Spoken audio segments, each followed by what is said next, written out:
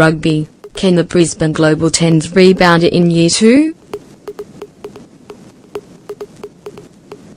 Rugby, can the Brisbane Global Tens rebound it in Year 2?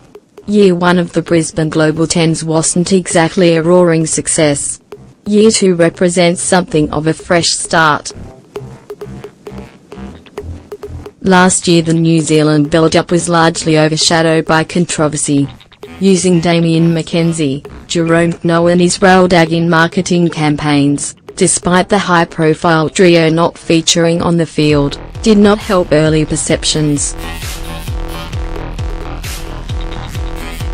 Come kick-off, a 40-degree heatwave hit Brisbane, making playing conditions extremely challenging and half of Suncorp Stadium intolerable for fans to sit in. No wonder the event is thought to have initially lost money. This time, the lead into the second instalment of the 4-year contract has been much smoother. Organisers met early with New Zealand Rugby and the super franchises to establish who would be available, avoiding a repeat of last year's fallout.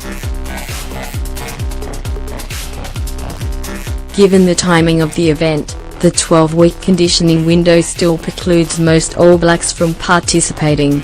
Julian Savea and Liam Messam, two figures signed to promote this year's event, will play influential on-field roles for the Hurricanes and Chiefs. Era Ione, Tim Nanai Williams and Conrad Smith's power team that includes 6 other former All Blacks also appeal.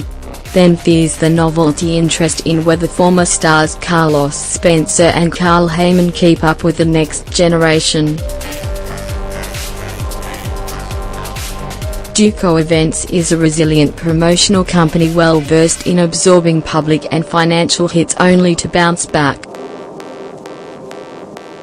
Just look at how they guided Joseph Parker, the Kiwi heavyweight on the cusp of banking over $12 million from his title fight with British champion Anthony Joshua. That said, for the potential longevity of this tournament, this year must go better than last. You learn a lot from the first year of running an event, and certainly we had some teething problems, Duco Australia Chief Executive Rachel Carroll admits. With around $1.8 million pumped into the tournament, the attraction with this event is not difficult to see. All 12 teams have costs covered. This includes flights, accommodation and food for squads of up to 40. Each team then receives a fee, allowing some to tack on other pre-season games, and still return home with money in the bank. On the field the product is often better than what Sevens produces.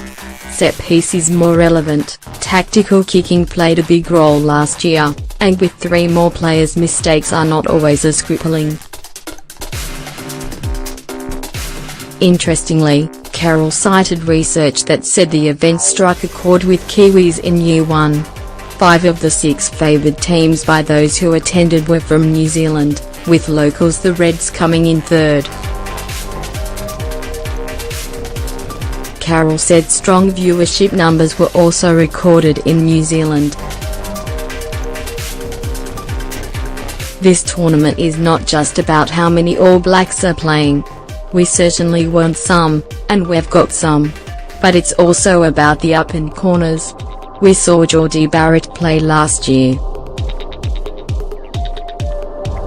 He wasn't one of the big names when he took the field, but he went on to have a pretty stellar 2017.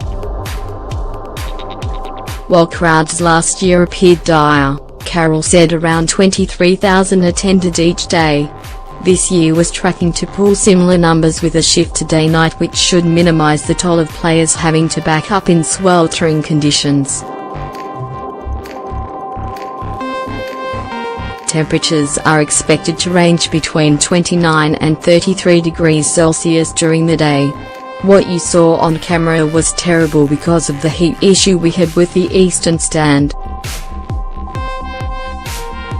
That was completely empty because we relocated every single person who had spent quite a bit of money on platinum tickets because it was unbearable.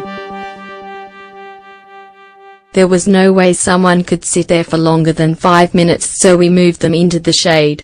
We won't have that issue this year, so it will have a much fuller feel on camera. In terms of favourites for the title, it will probably be who places genuine context and meaning around performing rather than developing emerging prospects and escaping with no major injuries. The Chiefs won the inaugural event after being inspired to pay tribute to former All Blacks loose forward Son Lo'aki, who lost his battle with a kidney disease aged 35. On paper, Colin Cooper has named another strong squad. Sean Stevenson started here last year and is sure to again thrive with the extra time and space.